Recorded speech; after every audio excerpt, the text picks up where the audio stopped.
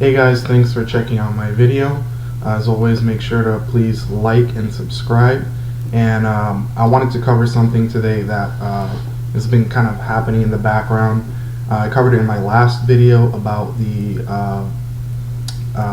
Postal Regulatory Commission, and one of their members, the vice chairman, actually sat down to do an interview, and he was discussing what his views on the changes that have been going on with the 10-year plan.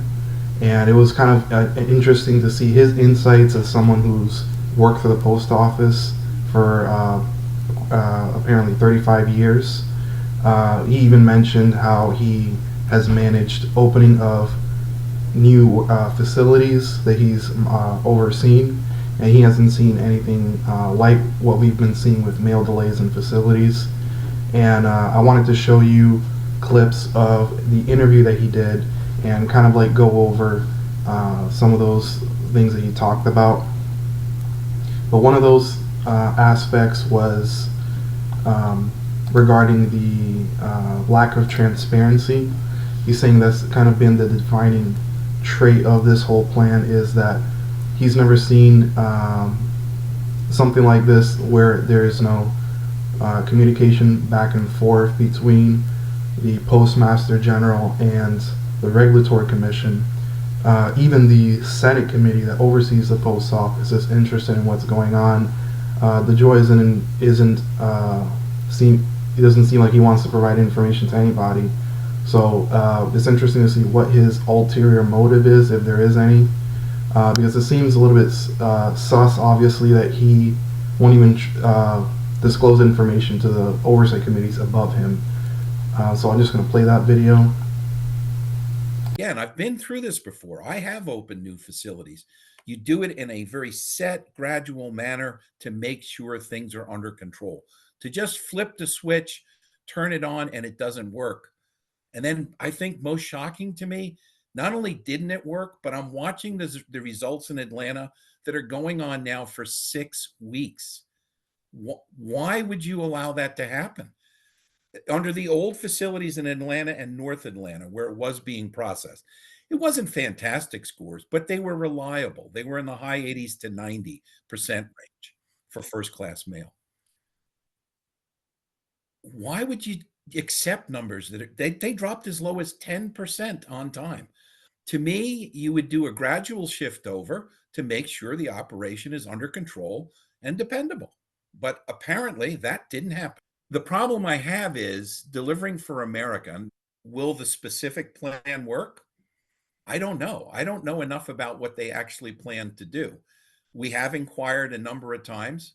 In many cases, much like has happened to the House and Senate committees and other members of Congress, we don't always get answers.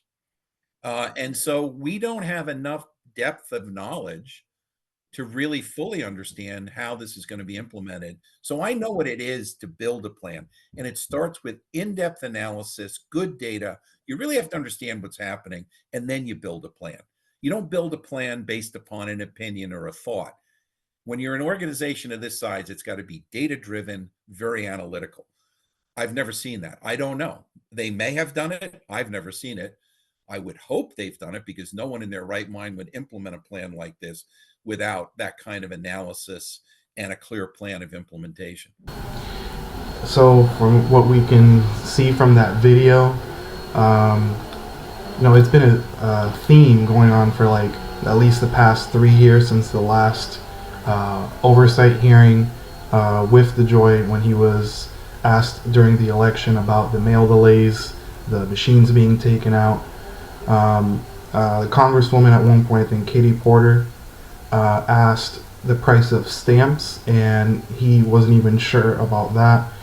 She also pressed him on how he was so confident in making these sweeping changes when he came in about removing machines for taking letters for ballots. And he seems to have this trend of, with little experience on those specific machines, or the cost-benefit analysis of removing those machines and the effect on the network. He has that habit of leaping first before he thinks. At one point, the chairperson for the Postal Regulatory Commission mentioned, in Atlanta, the efficiency rate was 90% before the changes and went down to 10% after the Delivering for America plan started. So this is, an emblematic issue of his style of managing. Going forward, I think it's going to be more interesting to see how the Postal Regulatory Commission presses this issue, and I think that it'll ultimately lead to some type of hearing where they force him to come out with more details, but he's going to probably delay as much as he can. And you've seen that in the last video I made about how he negotiates or deals with oversight questions from the PRC. And so yeah, thanks for watching my video, and I'll keep you guys updated. Thanks.